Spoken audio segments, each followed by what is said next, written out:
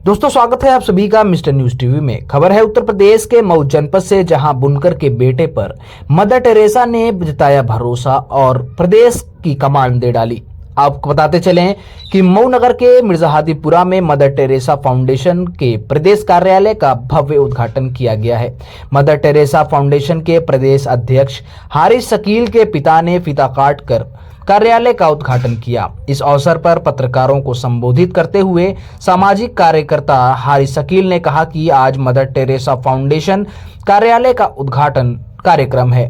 Mother Teresa foundation एक ऐसा संगठन है जो देशव्यापी स्तर पर काम कर रही है। भारत के विभिन्न जनपदों में यह संगठन काम कर रही है और उसके अंदर लगभग 12 विंग है, जिसमें महिलाएं, छात्र, कल्चरल स्टूडेंट इत्यादि कुल 12 विंग हैं जो काम कर रही हैं। अध्यक्ष ने बताया कि हमारा मिशन है कि समाज के अंतिम व्यक्ति को कैसे समाज की धाराओं से जोड़ा जाए, जिस पर मदर टेरेसा काम कर रही है। उन्होंने कहा कि इसके अतिरिक्त हमारी डिमांड है कि मंडल कमीशन की रिपोर्ट के अनुसार 52% लोग ओबीसी में हैं।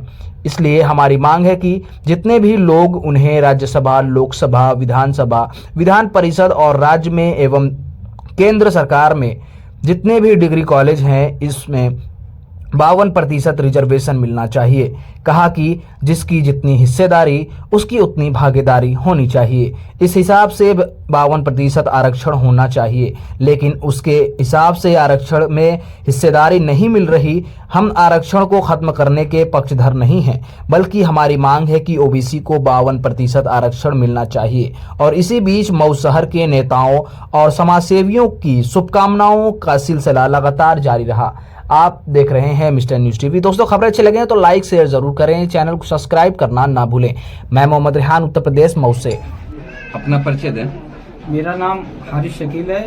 मैं मदर टेरेसा फाउंडेशन का प्रदेश अध्यक्ष बनाया गया हूँ। आज किस तरीके का कार्यक्रम है आपके यहाँ? आज हमारे ऑफिस का उद्घाटन है। मदर टेरेसा फाउंडेशन के प्रदेश कार्यालय का आज उद्घाटन है। क्या है आपका मिशन?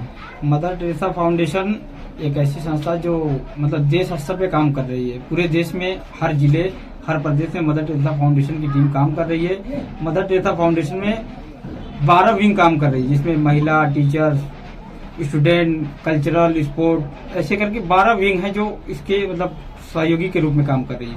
और हमारा जो मेन मिशन है कि समाज में जो समाज की अंतिम पंक्ति पे खड़े लोग हैं, उनको कैसे समाज की मुख्य धारा से जोड़ा जाए, यही इसी को लेकर मदर टेरेसा फाउंडेशन काम कर रही है। जिसको लेके हमारे कुछ संघर्ष हैं और कुछ हम सेवा करते हैं। क्या है संघर्ष, बताएं? हमारे संघर्ष जैसे मंडल कमीशन की जो रिपोर्ट है उसके हिसाब से 52% लोग ओबीसी हैं। तो हमारी ये मांग है कि सारे जितने भी लोग हैं, जैसे उनको राज्यसभा में, लोकसभा में, विधानसभा, विधान परिषद, केंद्र सरकार, राज्य सरकार और जितने भी विश्वविद्यालय हैं, डिग्री कॉलेज हैं, उसमें इनको 52% रिजर्वेशन मिलना चाहिए। मंडल कमीशन की रिपोर्ट की बुनियाद पर ही वीपी सिंह जो प्राइम मिनिस्टर हुए थे, उन्होंने मंडल कमीशन की आवाज को उठाकर और लोगों को रिजर्वेशन दिलवाने में काम किया है।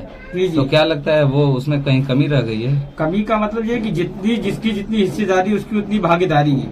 इस बुनियाद पे हम लोग काम कर रहे हैं कि 52% इनका है तो 52% आरक्षण मिलना चाहिए। तो आरक्षण जो था वो उस हिसाब से उपयुक्त नहीं है। अभी तो आरक्षण बढ़ाए जाने की बात, अभी तो देश में मांग हो रही है कि रिजर्वेशन को खत्म कर दिया जाए, लेकिन हम उसके हिमायती नहीं है। हम रिजर्वेशन को रहना चाहिए ताकि जो समाज की अंतिम पंक्ति में खड़े लोग हैं उनको समाज की मुख्य धारा में जोड़ने का ये एक बेहतरीन प्लान है आरक्षण। कहा जा रहा है कि जो दलितों के उत्थान के लिए काम किया गया है, अब उनको रिजर्वेशन या किसी और को रिजर्वेशन की आवश्यकता नहीं है। क्या समझते हैं आप? नहीं, अभी बहुत जरूरत है। अभी समाज में अभी बहुत कुछ करने की जरूरत है, जिसके लिए रिजर्वेशन अनिवार्य है। अभी हम लोग उस स्तर पे नहीं पहुंचे हैं जहाँ रिजर्वेशन को हम लोग खत्म कर देंगे। चुनाव आते ही सारी जो तंजीमें हैं वो अपनी राग अलापने लगती हैं। क्या चुनाव से प्रभावित होकर आप कर रहे हैं? मदर टेरेसा फाउंडेशन जब से मदर टेरेसा फाउंडेशन स्थापित हुई तब से कंटिन्यू समाज में काम कर रही है। हमारा काम ही है कि जैसे हमारा काम है निःशुल्क मेडिकल कैंप का आयोजन करना, समाज में सद्भावना कमेटी का गठन करना, जिला स्तर पर, तहसील स्तर पर, ब्लॉक स्तर पे और अलग अलग गाँव में कि मतलब जो भी आज संगठन सक्रिय हैं, जो नफरत फैला रहे हैं समाज में, कैसे उनको रोका जाए, कैसे हिंदू, मुसलमान, सिख, ईसाई, पारसी, जैन, बौद्ध को मिला के एक कमेटी का गठन किया जाए कि अगर कहीं भी कोई तनाव हो रहा है मजहबी तो उसको कैसे रोका जाए। हम लोग काम कर आपको संगठन ने इतनी बड़ी जिम्मेदारी दी है, पिछली सरगर्मियां आपकी क्या रही है? मैं एक बुनकर परिवार से हूँ और मेरा स्नातक और प्रास्नातक इलाहाबाद केंद्रीय विश्वविद्यालय से हुआ है। वहाँ मैं सक्रिय रूप से छात्र राजनीति पे रहा हूँ। वहाँ 5 साल छात्रों के मुद्दों पे आवाज उठाता रहा और हमारी वहाँ की सबसे बड़ी उपलब्धि रही है कि हमने उस तानाशाह विषय को हटाया है जो अपने आप को मतलब उस रवैये पे लेके चले गए थे वो कि वहाँ की सारी चीजों की हठधर्मिता आ गई थी, लेकिन हमने 4 महीने कंटिन्यू आंदोलन किया था और उनको उनके पद से मुक्त कर दिया था और इलाहाबाद विश्वविद्यालय तब जाके राहत की सांस लिया था। यानी जिस तरह से आज जो आपको पद मिला है उस पद के हिसाब से मऊ में कुछ बदलाव लाएंगे आप? बिल्कुल, हमारी सर जो अभी मैं काम कर रहा हूँ कॉन्स्टिट्यूशनल वैल्यूज को लेकर काम कर रहा हूँ। मैं एक संस्था है साथी फैजाबाद, उससे जुड़ के रिसर्च कर रहा हूँ संवैधानिक मूल्यों को लेकर कि कैसे संवैधानिक मूल्यों को सरेजमी किया जाए, कैसे समाज में समता, स्वतंत्रता, न्याय और बंधुता को स्थापित किया जाए। उसको लेके हम लोग लेबोरेटरी भी अपनी है और पूरे शहर के अंदर नहीं पूरे प्रदेश के अंदर इसको कैसे हम लोग जमीन पे उतार पाए संवैधानिक मूल्यों को कि समता क्या है, स्वतंत्रता क्या है, न्याय क्या है, बनता लोग जान पाए, समझ पाए कि आज 75 साल होने के बाद भी लोग संवैधानिक मूल्यों को नहीं समझ पा रहे हैं। संविधान क्या है, हम लोग विद्यालय में ट्रेनिंग देते हैं, मैं मास्टर ट्रेनर भी हूँ डिजास्टर मैनेजमेंट में। हम लोग देखते हैं कि इंटर का विद्यालय है, लोगों से पूछते हैं संविधान के बारे में नहीं पता, बस इतना जानते हैं कि बाबा साहब का संविधान है। ऐसा नहीं कि बाबा साहब का संविधान है, संविधान में बहुत सारे लोगों ने योगदान दिया है। बाबा साहब एक समिति के अध्यक्ष थे जो प्रारूप समिति है, लेकिन संविधान के निर्माता जो थे, जो अध्यक्ष थे, उनका नाम डॉक्टर राजेंद्र प्रसाद था। ये एक मिथक भी है कि संविधान को सिर्फ बाबा साहब ने बनाया है।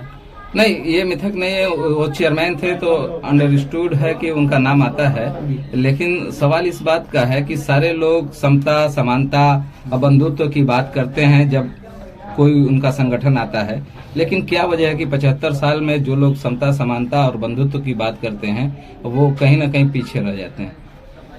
जैसे देखिए, हमारा सर यही मुद्दा ही है कि मतलब जिसका मुद्दा उसकी लड़ाई, जिसकी लड़ाई उसकी अगुवाई। हमारी जो संस्था काम कर रही है उसका यही मोटिव है कि हम लोग एक चैन के रूप में इनके सपोर्ट करेंगे। जहां भी इनको जाना होगा, जैसे जिलाधिकारी कार्यालय जाना है, हम लोग बैकअप के रूप में इनके पीछे खड़े रहेंगे, लेकिन अंदर इन्हीं को जाना होगा जिनका मुद्दा होगा। मदर टेरेसा का जो सबसे बड़ी खिदमत थी वो जो समाज के सबसे दबे कुचले लोग, बीमार लोगों का इलाज करती थी। तो क्या आपके संस्था में बीमार लोगों के इलाज के लिए कोई स्पेशल प्रोग्राम है?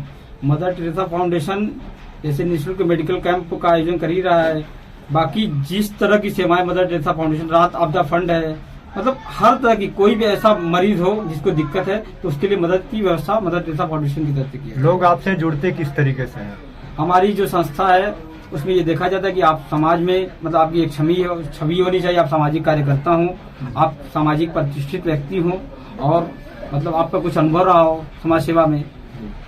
नहीं तो लोग आपसे अगर मान लीजिए सदस्य बनना चाहते हैं तो कैसे संपर्क करें? जैसे हमारे सदस्य बनने के लिए यही कि आप हमारी संस्था की जो वो हैं कि हमारे सारी चीजें हैं कि हमारी मदर टेरेसा फाउंडेशन क्या करे, हम उसको जगह जगह छपवाएंगे भी और इसको बताएंगे। बाकी आप लोगों का सहयोग अपेक्षित है। क्या लोगों से अपील करना चाहते हैं? यही कि ज्यादा से ज्यादा अपने हक के लोग की बात करें, अपने हक के लिए लोग लड़ें, जिनका मुद्दा है वो खुद पैरवी करें, मजबूत पैरवी करें कि आप अपने हक को जानिए, अपने अधिकारों को जानिए, अपने कर्तव्यों को जाने और अधिकारों को जाने बिना रहना मुश्किल है समाज में। किसान अपने हक के लिए जागे हैं, उनके ऊपर आंसू गैस के गोले, पैलेट गन चलाई जा रही है, आप उनके लिए कैसे लड़ेंगे? देखिए, जब सर कोई भी किसी खिलाफ जब आवाज उठाते हैं तो कुछ समय के लिए ऐसा लगता है कि हम हार मान जाएंगे, लेकिन अगर हमारे अंदर हौसला होगा तो हम उन सारी ताकतों को एक न एक दिन हारना है उनको, अगर बस हम डटे रह गए तो। इसलिए हमारी अपील है कि सारे लोग डटे रहें मुद्दों पे। ठीक, थैंक यू।